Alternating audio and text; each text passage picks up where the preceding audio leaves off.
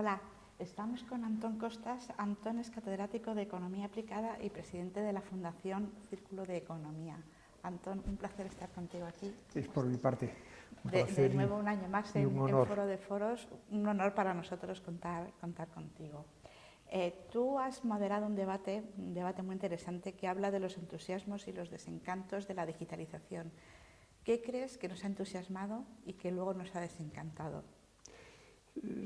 Como ocurre con cada gran nueva tecnología, ¿no? Ocurrió con la primera revolución industrial del siglo XIX. La revolución digital trajo en sus primeros momentos, es verdad, una ola de entusiasmo, tal como lo llamábamos en la jornada, entusiasmo centrado probablemente en dos grandes promesas, ¿no? Una era que esta nueva tecnología nos va a posibilitar emanciparnos a los humanos, ¿no? De ciertas actividades que no son no dolorosas, pero sí que nos exigen esfuerzo. Por lo tanto, por un lado, la emancipación y por otro también la idea de que nos iba a permitir una mejor elección entre ocio y trabajo, que nos iba a permitir trabajar desde casa o de las islas Fiji, ¿no? Desde cualquier lugar, que nosotros podríamos hacer una mejor combinación de ocio y trabajo. O dicho de otra manera, insisto, que también nos iba a emancipar en parte de esas tareas laborales cotidianas.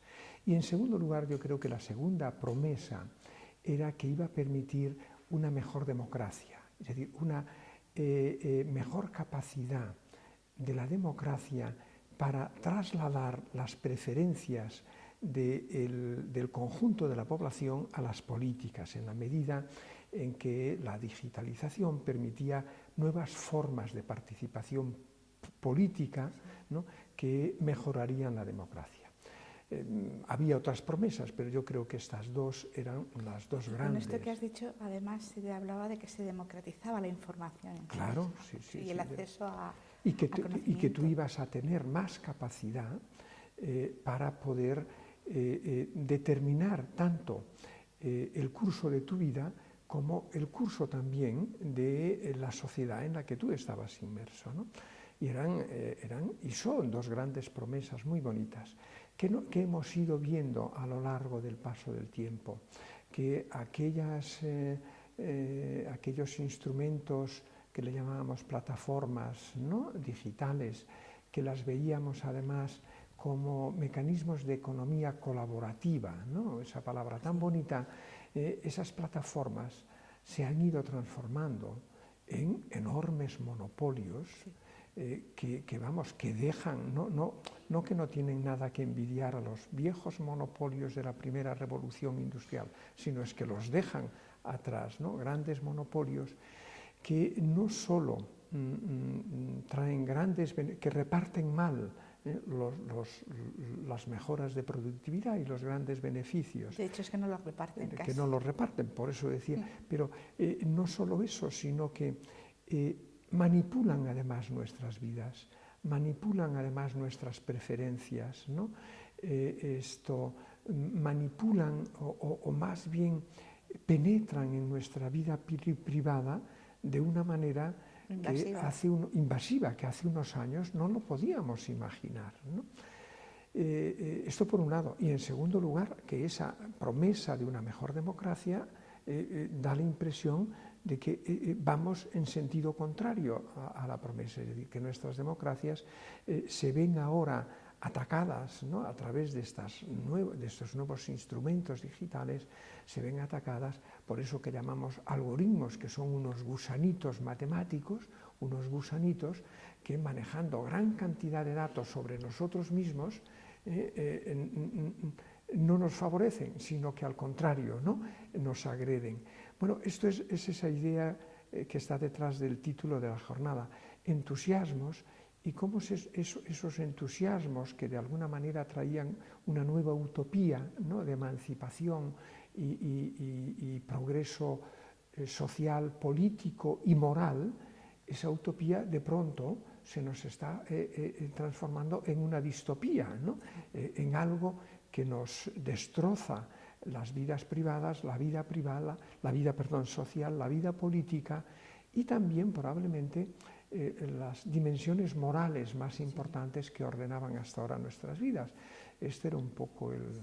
Y comentaste otra cosa que me llamó mucho la atención.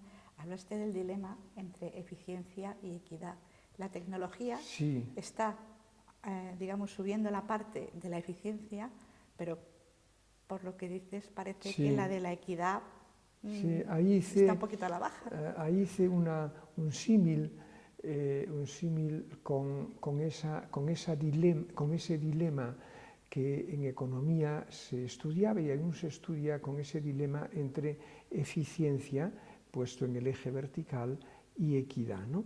Y a los economistas se nos ha enseñado tradicionalmente que en la vida tenemos que elegir entre eficiencia y equidad y que esa elección plantea un dilema en el sentido de que si escoges algo más de uno, una sociedad más justa, se nos decía, tienes que estar dispuesto a pagar un coste por esa sociedad más justa, en términos de que de una economía menos dinámica, porque tenía una relación inversa, a mayor equidad, menor eficiencia.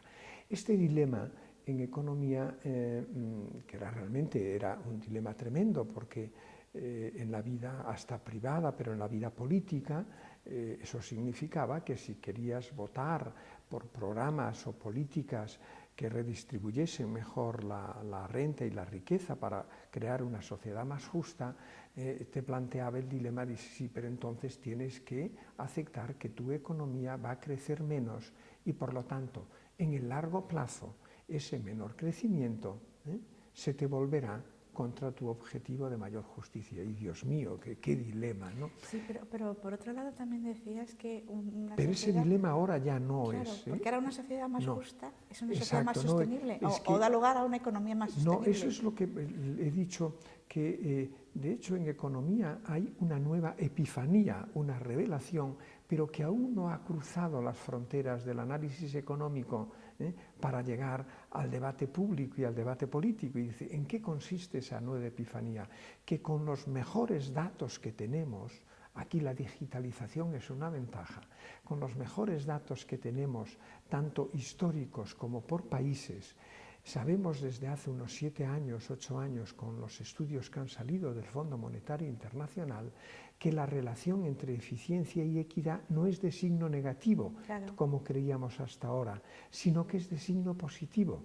Eso que nos dice que una sociedad más justa produce una economía o da lugar a una economía más sana, menos maníaco-depresiva, más sana, y además más sostenible en el tiempo. Y esto es lo que llamo, esto es una epifanía, porque esta es una revelación que aún no ha llegado al mundo de la política pública, de la política económica. Se me viene a la cabeza una idea, es un país al que yo he empezado a seguir y a admirar, que es Nueva Zelanda.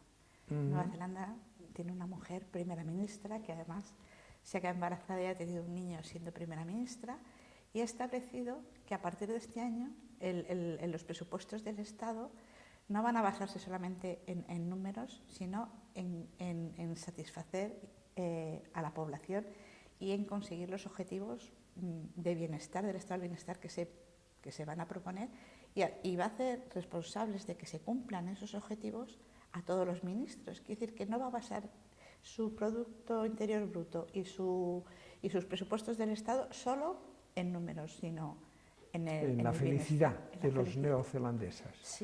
Sí, hay algunos países que están avanzando en una dirección de este tipo y que tiene mucho sentido. Vamos a ver, hasta ahora cuando un presidente de un país se presenta al Congreso cada año para explicar el estado de la nación, normalmente utiliza como variables el PIB, cómo ha crecido el PIB, la inflación, el déficit público, la deuda, no sé qué.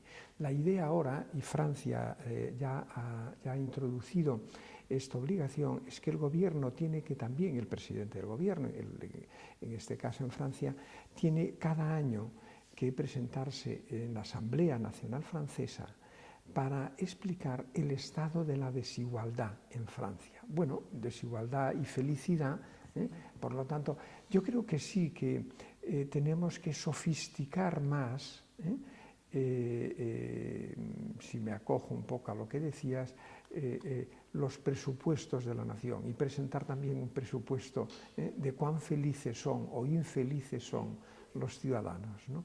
Es un camino largo, pero creo que vale la pena recorrerlo. Pues muchísimas gracias, Antón, por tu charla de ayer y por este rato con nosotros. Un placer. Al contrario, es un privilegio para mí el poder gozar de vuestra amistad y de vuestro interés también. Y verte el año que viene otra vez. Muy bien. Gracias. Pues quedamos así para el año que viene. Nos citamos ya. Venga.